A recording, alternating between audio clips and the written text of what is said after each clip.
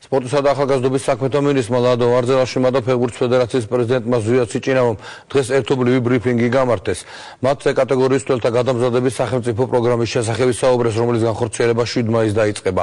ქართულ მცველებს სემინარებს ესპანელი სპეციალისტები ჩაუტარებენ. 17-დან 25 აპრილის ჩათვლით სახელმწიფო პროგრამაში მონაწილეობის სურველ მცველებს ფეხბურთის ფედერაციაში სატესტო კონკურსის გავლა მოუწევთ. იმ მცველებს, რომლებიც ამ სატესტო კონკურსს არ გაივლიან 12 წლამდე უпроცე ასაკის ბავშვებთან მუშაობა ეკრძალებათ.